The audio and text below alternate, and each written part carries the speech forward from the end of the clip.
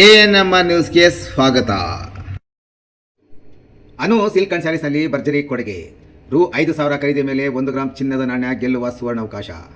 ಚಿಂತಾಮಣಿ ನಗರದ royal school ಸರ್ಕಲ್ನಲ್ಲಿರುವ Chetan school ಪಕ್ಕದ ಪ್ರಸಿದ್ಧ ಅನು ಸಿಲ್ಕ್ ಅಂಡ್ ಸ್ಯಾರೀಸ್ ಶೋರೂಮ್ನಲ್ಲಿ ಗ್ರಾಹಕರಿಗಾಗಿ ವಿಶೇಷ ಕೊಡುಗೆಯನ್ನು ಘೋಷಿಸಲಾಗಿದೆ.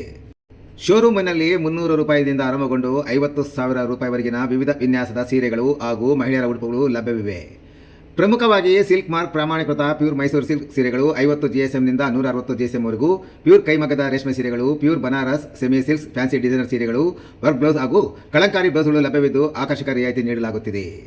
ವಿಶೇಷ ಆಫರ್: ಈ ತಿಂಗಳು 20ನೇ ತಾರೀಕಿನಿಂದ ಮುಂದಿನ ತಿಂಗಳು 20ನೇ ತಾರೀಕಿನವರೆಗೂ ಕನಿಷ್ಠ 5,000 ರು ಮೌಲ್ಯದ ವಸ್ತುಗಳನ್ನು ಖರೀದಿಸುವ ಗ್ರಾಹಕರಿಗೆ ಲಕ್ಕಿ ಡ್ರಾ ಸ್ಪರ್ಧೆಯಲ್ಲಿ ಭಾಗವಹಿಸುವ ಅವಕಾಶವಿರುತ್ತದೆ. ಲಕ್ಕಿ ಡ್ರಾದಲ್ಲಿ ವಿಜೇತರಾದವರಿಗೆ 1 ಗ್ರಾಂ ಚಿನ್ನದ ನಾಣ್ಯ ನೀಡಲಾಗುವುದು ಎಂದು ಶೋರೂಮಿನ ಮಾಲೀಕರು ತಿಳಿಸಿದ್ದಾರೆ. ಸೀರೆ ಪ್ರಿಯರು ಈ ಸುವರ್ಣಾವಕಾಶದ ಪ್ರಯೋಜನ ಪಡೆದುಕೊಳ್ಳಲು ಶೋರೂಮ್ಗೆ ಭೇಟಿ ನೀಡುವಂತೆ ಅನು ಸಿಲ್ಕ್ ಅಂಡ್ ಸ್ಯಾರಿ ಶೋರೂಮ್ ಮಾಲೀಕರು ಪ್ರಕಟಣೆಯಲ್ಲಿ ಕೋರಿದ್ದಾರೆ.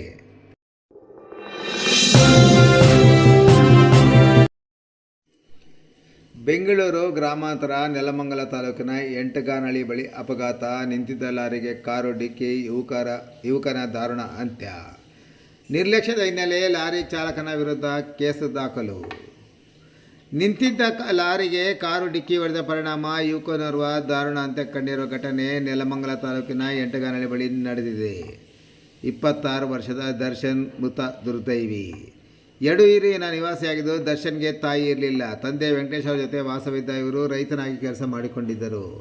ಹೆಚ್ಚು ದುಡಿಯುವ ಹಂಬಲ ಹೊಂದಿದ್ದ ಕಾರಣ ಡೈರಿಗೆ ಹಾಲು ಹಾಕುವ ಕೆಲಸ ಮಾಡುತ್ತಿದ್ದರು. ಇಂದು ಕೂಡ ಬೆಳಗ್ಗೆ ಡೈರಿಗೆ ಹಾಲು ಹಾಕಿ ಅವರು ಹಿಂದಿರುಗುತ್ತಿದ್ದರು.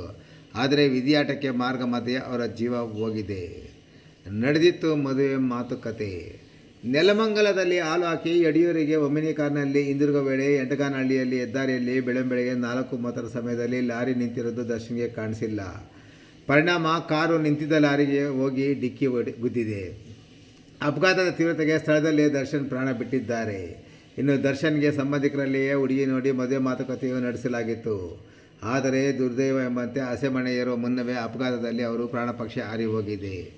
ಘಟನೆ ಸಂಬಂಧ ಸಂಚಾರಿ ಪೊಲೀಸರು ಸ್ಥಳಕ್ಕೆ ಭೇಟಿ ನೀಡಿದ್ದು ಮೃತದೇಹವನ್ನು ನೆಲಮಂಗಲ ಶವಗಾರಕ್ಕೆ ರವಾನಿಸಿದ್ದಾರೆ.